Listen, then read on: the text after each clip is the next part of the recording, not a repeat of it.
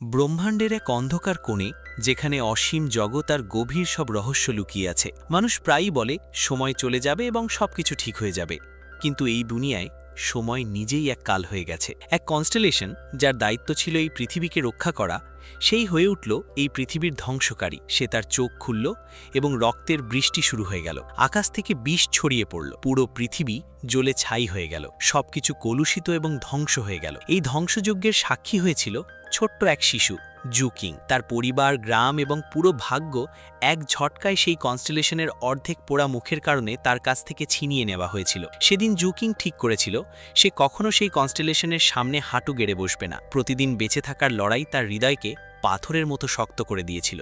দয়া, বিশ্বাস আর ভালোবাসা এখন তার কাছে শুধুই দুর্বলতা। আজ সে একজন নির্মম এবং ভয়ঙ্কর কাল্টিভেটর, যার চোখে জ্বলছে আগুন। সেই আগুন নিজের ভাগ্যকে ছাই করে দেওয়ার, প্রত্যেক শত্রুকে মাটির সঙ্গে মিশিয়ে দেওয়ার এবং কাল্টিভেশনের সর্বোচ্চ চূড়ায় পৌঁছনোর। এমন এক চূড়া যেখানে আজ পর্যন্ত কেউ জীবিত অবস্থায় পৌঁছতে পারেনি। এটি সেই অনাথ ছেলেটির গল্প, যে যন্ত্রণার গভীর অন্ধকারের মধ্য দিয়ে এগিয়ে যেতে যেতে সময়ের সীমাকেও প্রত্যাখ্যান করে এক কিংবদন্তিতে পরিণত হতে চলেছে। সে কি কনস্টেলেশন এবং সময় দুজনকেই পরাজিত করতে পারবে, নাকি শেষ পর্যন্ত সময়ই তাকে গ্রাস করে নেবে? তাহলে গল্পের শুরু হয় আমাদের হিরো জু কিংয়ের কণ্ঠের সঙ্গে। সে বলতে শুরু করে, একবার তার ভাই তাকে বলেছিল যে আমাদের পৃথিবীর উপরে আকাশের গভীরে একটি কনস্টেলেশন ঘুমিয়ে আছে। সেই সময় সে তার ভাইয়ের কথায় বিশ্বাস করেনি, কিন্তু যখন তার বয়স 6 বছর হলো, তখন সে প্রথমবার সেই কনস্টেলেশনের রেমিনেন্ট ফেস দেখতে পায়, একটি হৃদয় বিদারক মুখ। সেদিন সে তার চোখ খুলেছিল এবং মাত্র কয়েক মুহূর্তের মধ্যেই তার দৃষ্টির কারণে আমাদের পৃথিবীর উপর নেমে এসেছিল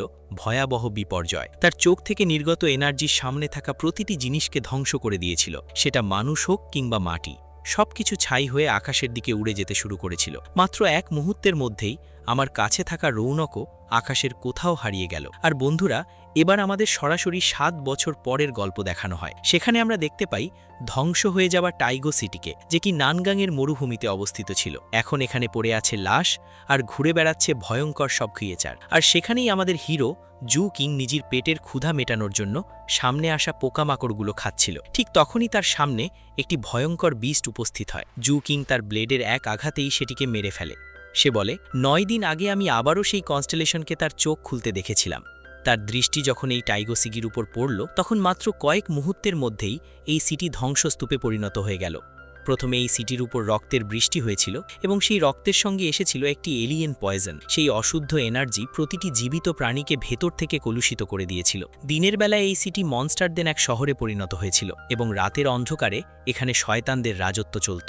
এই ধ্বংসের জন্য দায়ী ছিল সেই কনস্টেলেশনের পোড়া মুখ। তার একটি চোখ ছিল লাল এবং অন্য চোখ দিয়ে সে ধ্বংসযজ্ঞ চালিয়েছিল, যার কারণে টাইগার সিটিও এখন একটি ফরবিডেন জোনে পরিণত হয়েছে। আমি জানি না আর কতদিন আমি এখানে সার্ভাইভ করতে পারবো, কিন্তু আমাকে বেঁচে থাকতেই হবে, কারণ মৃত্যু আমাকে আমার প্রশ্নগুলোর উত্তর দিতে পারবে না। এরপর জু কিং সেখানে থাকা লাশগুলোতে আগুন লাগিয়ে দেয়। সে তাদের জন্য শুধু একটি প্রার্থনাই করছিল, পরের জন্মে যেন তারা কখনো সেই কনস্টেলেশনের মুখ না দেখে। এই প্রার্থনাটি নিজেই ছিল একটি বড় সতর্কবার্তা যা জু কিং এই পৃথিবীকে দিয়েছিল। আর এভাবেই জু কিং তার যাত্রায় বেরিয়ে পড়ে। টাইগার সিটি একটি ফরবিডেন জোনে পরিণত হয়েছিল। যতক্ষণ না সেই শিল সরে যাবে, ততক্ষণ জু কিং এখান থেকে বাইরে যেতে পারবে না। সে বলে, যতক্ষণ সিটির উপর থাকা শিল অক্ষত ছিল, ততক্ষণ আমি এই টাইগো সিটি এক্সপ্লোর করেছি। আমার প্রয়োজন ছিল খাবার এবং মেডিসিনাল হার্বস, পাশাপাশি ওয়েপেন্সও ছিল অনেক বেশি গুরুত্বপূর্ণ।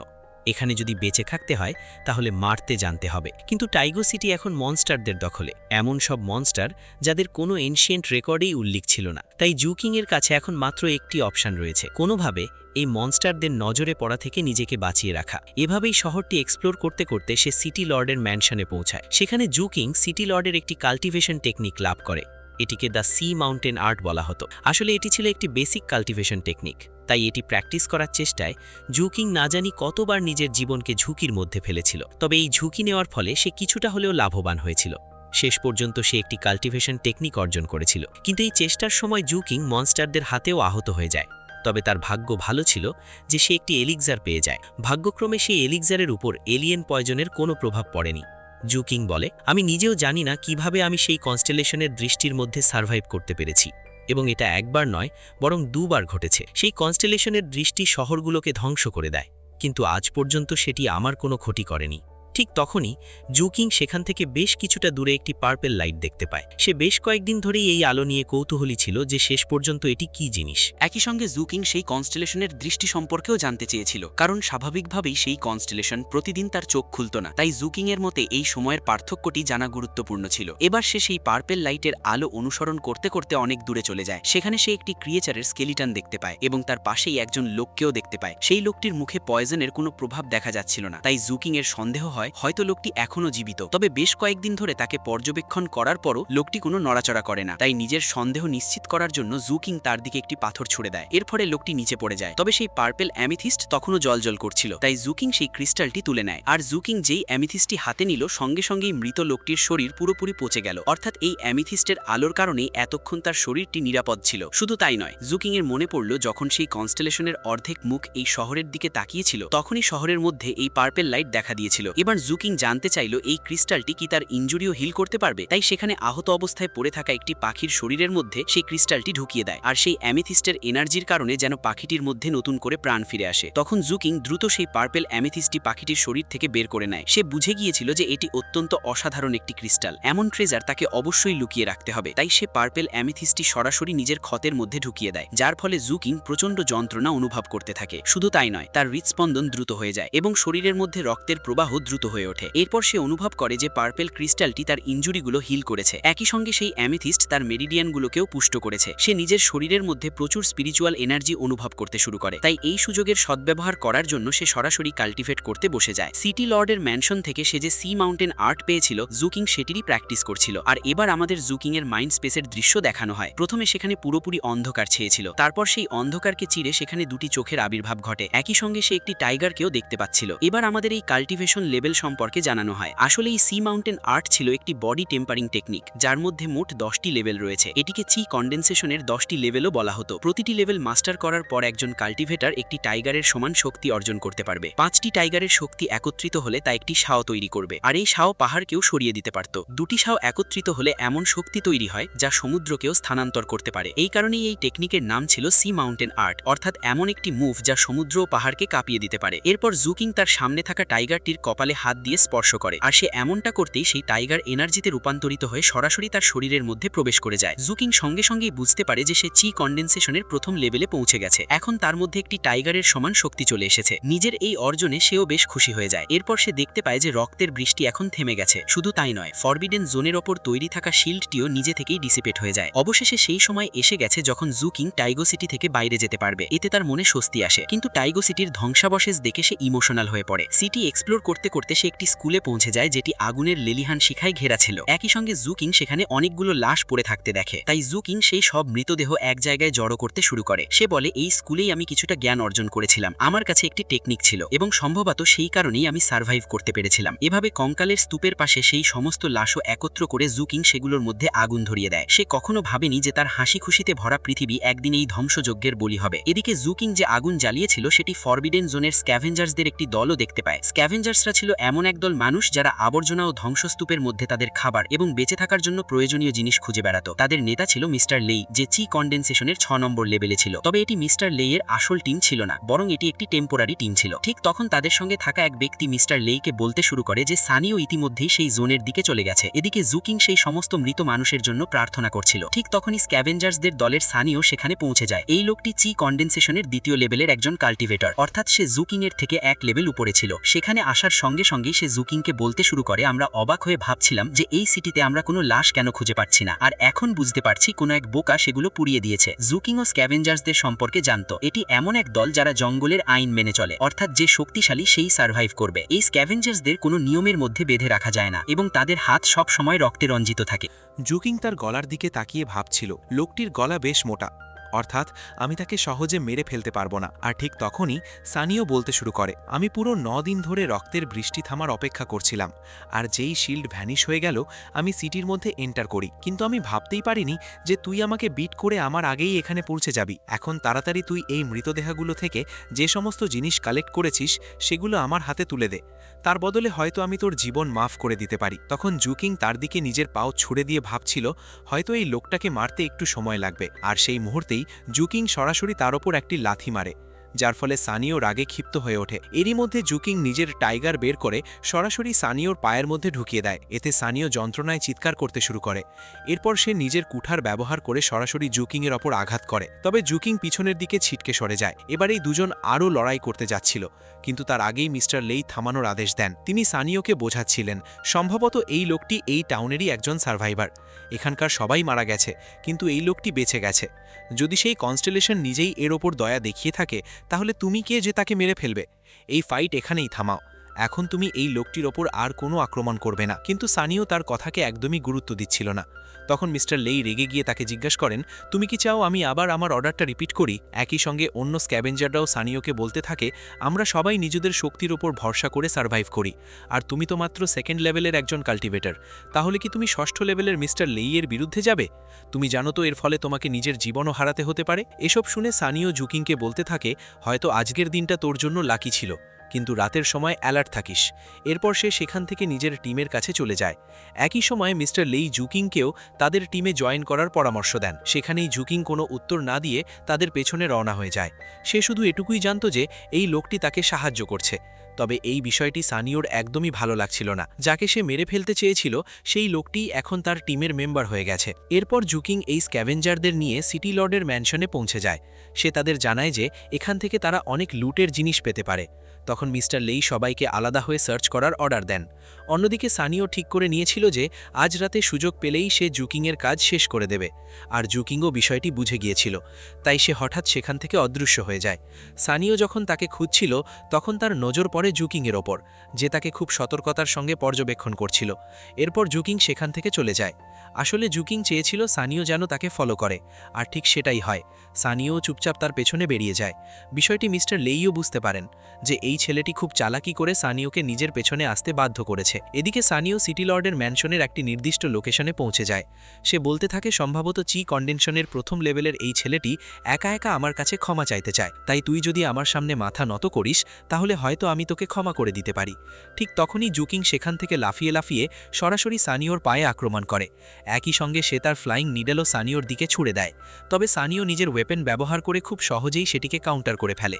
এরপর জুকিং আবারও সানিওর ওপর নিজের আয়রন স্পিয়ার দিয়ে আক্রমণ করে। যদিও সে সানিওর হেভি ব্লেডকে পিয়ার্স করতে পারেনি, কিন্তু সে সানিওর হাতের মধ্যে নিজের টাইগার ঢুকিয়ে দিয়েছিল। একই সঙ্গে সে নিজের দ্রুত মুভমেন্ট ব্যবহার করে একের পর এক সানিওর ওপর স্নেক অ্যাটাক করতে থাকে। এরপর সে একটি ল্যাম্প এক্সপ্লোর করতে গিয়ে সেখানে একটি প্রচণ্ড বিস্ফোরণ ঘটিয়ে দেয়। এর ফলে সানিও সরাসরি একটি আন্ডারগ্রাউন্ড এলাকায় গিয়ে পড়ে। সে কিছু বুঝে ওঠার আগেই জুকিংও সেখানে পৌঁছে যায়। এরপর জুকিং অত্যন্ত নিখুঁতভাবে সানিওর হাত তার শরীর থেকে আলাদা করে দেয়। সানিও এই মুভের বিন্দুমাত্র আশাও করেনি। এরই মধ্যে জুকিং তার ওপর একটি প্রচণ্ড লাথি মারে। সেই আঘাতে পুরো জায়গা জুড়ে ধ্বংসযজ্ঞ শুরু হয়ে যায় এবং সানিও অনেক দূরে ছিটকে পড়ে। সানিও তখন দেখতে পায় জুকিংয়ের চোখে ভয়ঙ্কর এক আভা জ্বলছে। তাকে দেখামাত্রই সানিও ভয়ে সেখান থেকে পালাতে শুরু করে। সে এবার একটি হলে পৌঁছে যায়। একই সঙ্গে সে ভীষণ কনফিউজড ছিল যে চি কন্ডেমশনের প্রথম লেভেলের একজন লোকের কাছে এত ভয়ঙ্কর পাওয়ার কিভাবে এলো। সে ভাবতে থাকে শেষ পর্যন্ত এই লোকটা কে? এ তো কোনো সাধারণ সার্ভাইভার হতে পারে না। ঠিক তখনই জুকিং এক লাথিতেই সেই হলের ভারী দরজাটি ভেঙে ফেলে। সে সেখানে শুধু নীরবে সানিওর দিকে তাকিয়ে থাকে। এই সেই লোক যাকে সেই কনস্টেলেশনও মেরে ফেলতে পারেনি। তাহলে এই সামান্য একজন স্ক্যাভেঞ্জারেরই বা কী ক্ষমতা? এরপর জুকিং নিজের থান্ডার রিলিজ করে শক্তির প্রদর্শন করতে করতে সানিওর সামনে পৌঁছে যায়। সে তাকে বলতে থাকে সম্ভাব্য থ্রেটের একটাই সমাধান আছে, আর সেটা হলো সম্পূর্ণ এলিমিনেশন। আমি আজ পর্যন্ত কোনো হুমকিকে বেড়ে উঠতে দিইনি। এ কথা শোনা মাত্রই সানিও তার ওপর ক্ষিপ্ত হয়ে ওঠে। সে বলতে থাকে, আমি শেষ নিঃশ্বাস পর্যন্ত তোর সঙ্গে লড়াই করব। আমি যদি মারা যাই তাহলে তোকে আমার সঙ্গে নিয়েই যাব। তোদের মতো 2 পয়সার ছেলের হাতে মরাটা আমার জন্য ভীষণ লজ্জার হবে। এতটুকু বলেই সানিও নিজের আসল ভঙ্গি প্রকাশ করে। তারপর সে প্রচণ্ড গতিতে জুকিংয়ের দিকে ধেয়ে আসে। এটাই ছিল সানিওর ফাইনাল মুভ। এই আক্রমণের মাধ্যমে সে চেয়েছিল জুকিংকে একেবারে শেষ করে দিতে। এটা দেখেই জুকিংও নিজের শক্তি সক্রিয় করে ফেলে। এখানে আমাদের তার ভয়ঙ্কর ক্ষমতার এক ঝলক দেখানো হয়।